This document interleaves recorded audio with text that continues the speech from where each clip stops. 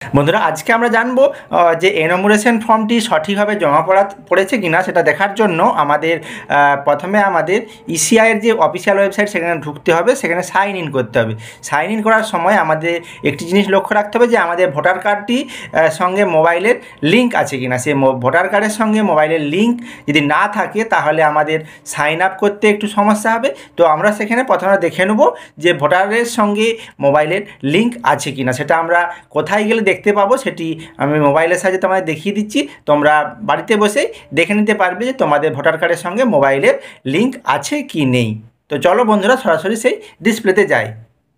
চলে এলাম মোবাইলের ডিসপ্লেতে। সেখানে আমরা যে গুগল ক্রোম ব্রাউজারটি সেটি আমরা ওপেন করে নেব। সেই গুগল ক্রোম ব্রাউজারটি ওপেন করে নেওয়ার পরে আমাদের এখানে গুগলে সার্চ মারতে হবে।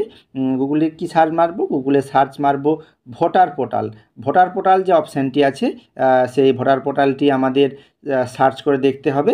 তারপরে যে ভোটার প্রথম যে ট্যাবটি আছে সে election commission of India voter, এটার উপরে আমরা ক্লিক করব। ওকে, এটার উপরে ক্লিক করার পরে আমরা কিছু সময়ের মধ্যে এই পেজটি ওপেন হয়ে যাবে। এই পেজটি ওপেন হওয়ার পরে আস্তে আস্তে যদি আমরা নিচের দিকে স্ক্রল ডাউন করলে আমরা দেখতে পাবো বেশ কয়েকটি ট্যাব আছে, যেটা ওই ইলেকশন কমিশন অফ ইন্ডিয়ার থেকে যেগুলি বিভিন্ন সময় বিভিন্ন ক্ষেত্রে কাজে লাগে। ওকে, এরপরে আস্তে আস্তে নিচের দিকে আমরা কিছু দূর যাওয়ার আমরা দেখতে পাবো যে এপিক ডাউনলোড। এখানে এপিকটা ডাউনলোডের অপশান একটা দেবে। আমরা কিন্তু ডাউনলোড করব না, আমরা এর উপরে ক্লিক করব। তো এর উপরে আমরা ক্লিক করার পরে আমরা দেখতে পাবো যে এখানে এপিক নাম্বারটি দেওয়ার কথা বলেছে। এখানে আমরা আমাদের এপিক নাম্বারটি দিয়ে দেবো। এখানে এপিক নাম্বারটি দিয়ে দেওয়ার পরে তার ঠিক নিচে যেটা চাইবে সেটা হচ্ছে স্টেট নেমটি চাইবে। আমি এখানে আমাদের স্টেট নেমটি এখানে দিয়ে দেবো।